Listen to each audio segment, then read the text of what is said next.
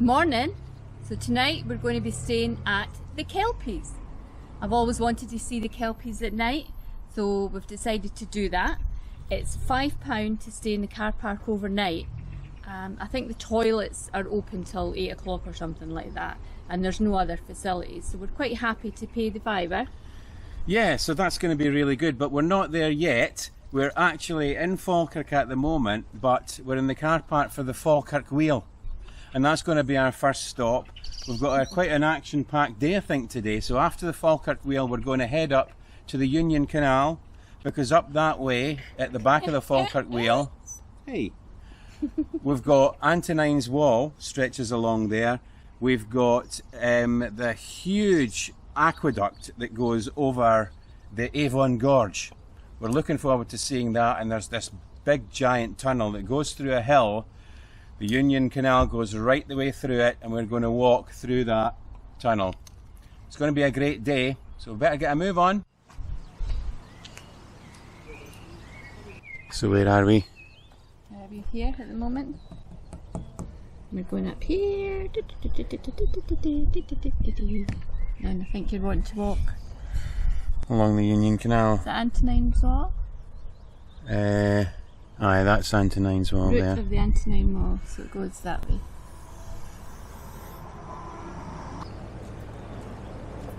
The Falkirk Wheel was opened in 2002 and is the world's first and only rotating boat lift.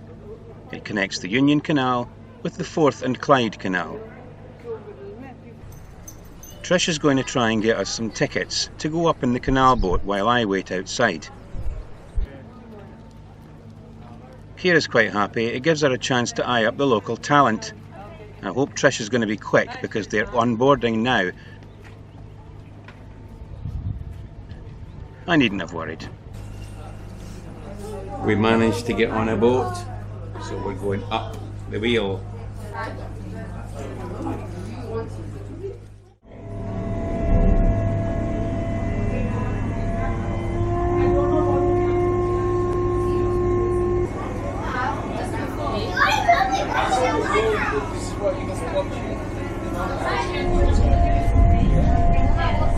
Here we go, going up.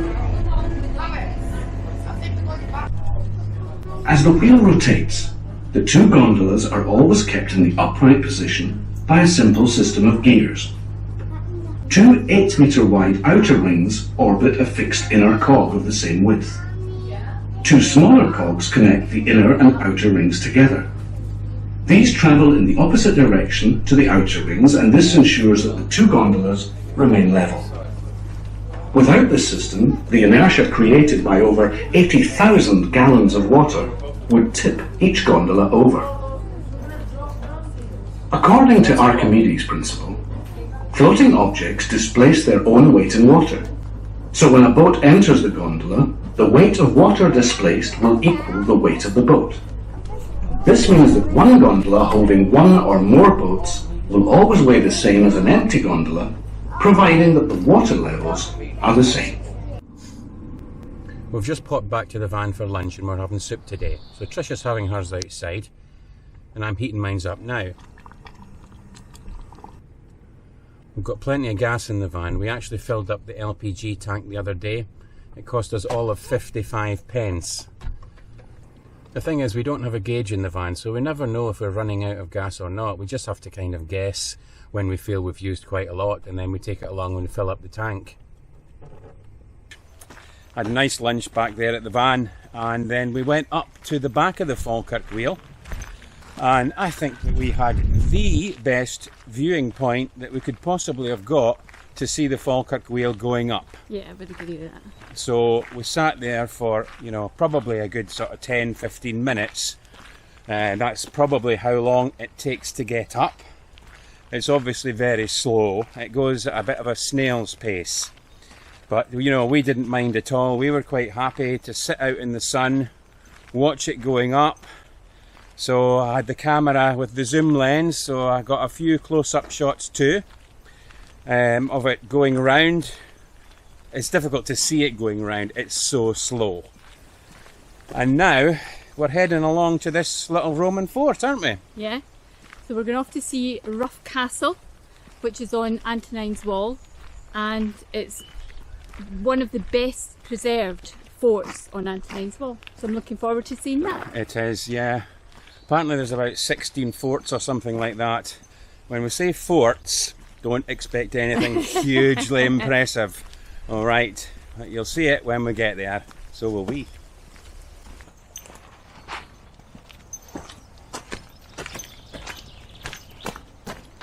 Right, Trisha's got some information. She's now the fountain of all knowledge. Because I can read. Right, so it's Emperor Antonius Pius. It was his wall, and it reached 37 miles across Scotland from the Clyde to the Forth. what else? The walk along the longest surviving stretch of the Antonine Wall is at Rough Castle, which is where we are today. Okay. Anything else? I'm hungry for information. Roman legionaries first marched into what is today Scotland in about AD 71. Okay. I didn't know that. It's a long time ago. Oh, there you go. Here's the wind coming. Well, that was most interesting, wasn't it? It was very interesting. Not a lot there, but well planned out and laid out for you. Yeah, lots of information, and it just looked like sort of humps and bumps in the ground, The didn't trench it? was huge. Yeah, but it's a lovely walk we've got now through these woods, and next stop's Union Canal. Hi guys. Thank you.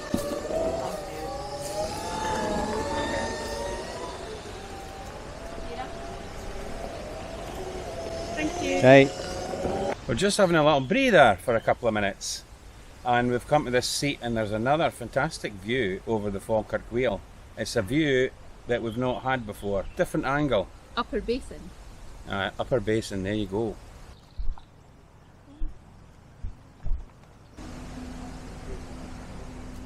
We head down to the Upper Basin, and as we start to walk along the Union Canal, we're just in time to see one of the tourist canal boats heading onto the wheel.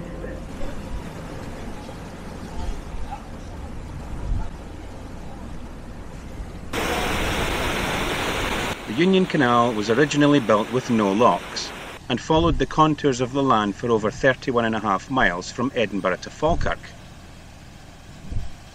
11 locks were later added to join the Union Canal with the Forth and Clyde Canal, but now this is the only one. Right, this is the last bit of light that we're going to see for a little while. I'm not going to need these. I would say we'll get the sunglasses off. We're coming up to a tunnel here. It's about 800 metres right through solid rock through the heart of this hill. So it would have been constructed when they were making this canal way back in 1820 or thereabouts. Hopefully we'll see you on the other side. Needing a shower?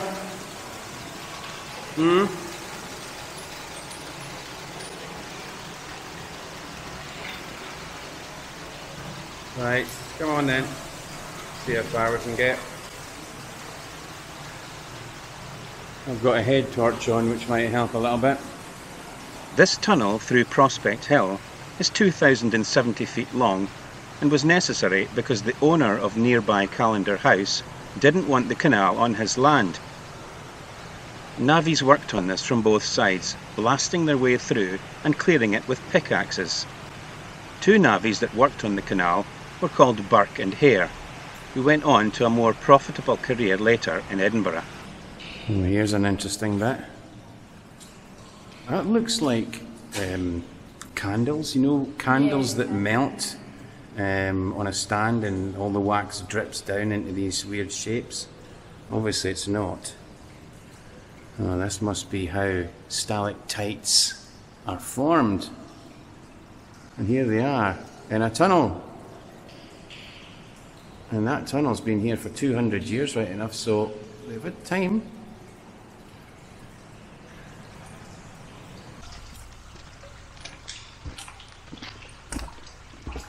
Now we're just coming up to a road bridge. Well, we're going to be going under the road bridge. Yeah. Quite famous around here. It's known as the Laughing Greeting Bridge. Greeting, it's an old Scottish word. It just means crying. Yeah. Crying, doesn't it? So, up at the Keystone, when you're leaving Falkirk in this direction, there's a face. and it's Greeting. The face on the Falkirk side is Greeting, because the contractor for the canal on this side went bust, because the cost of blasting and digging through Prospect Hill bankrupted him. But when you go through to the Edinburgh side of the bridge, the face is laughing, because the contractor on this side had no such obstacles. He made a tidy profit, and he was laughing all the way to the bank. Well, that was good. We made it to the Laughing Greeting Bridge. We did. Bad news though is we've decided not to go as far as the aqueduct. It's just going to be too far. Yeah, it's too far to walk there and back to the van, so. Yeah, so we're going to draw a line under it there, and we're going to walk back to the van now, and we'll be heading on to the Kelpies. And maybe we'll get the viaduct another time. I'm sure we will. It's 9 o'clock and we're at the Kelpies. Yay! So it's no dark yet, but we did want to see the Kelpies when it was light too. So we'll be coming back a bit later, probably after 11 o'clock or something like that, to see the Kelpies. We've just spotted baby Kelpies. Didn't know there was baby Kelpies, did you? Here they are.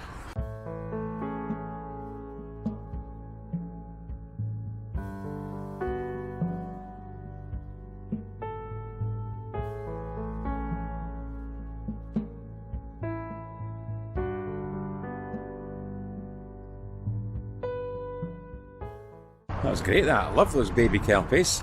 Apparently they've been around the world. They've been to New York and various other places, really just to promote Scotland and show off our art a little bit. I think they're great. It's time now to go and see Mum and Dad.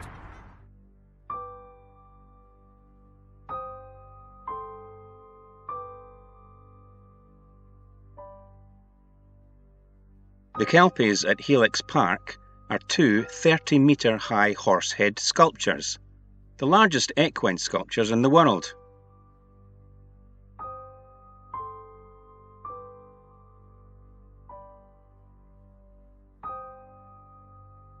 The Kelpies were designed by Andy Scott, representing the heavy horses that were used along the canals, and the Kelpies' name is from the old Scottish legend meaning mythological transforming beasts with the strength of 100 horses. We're back in the van and it's actually 11 o'clock at night, so we've been sitting here for a couple of hours, chilling out, having a cup of coffee and a little bit of cake, just waiting until it gets dark. Now the car park outside has been a little bit noisy, but this is where we're staying tonight, so we'll make the best of it. Hopefully it'll get a little bit quieter as the night goes on. It's time for us to go now and look at the Kelpies at night. Whoa. You up for it? Yeah.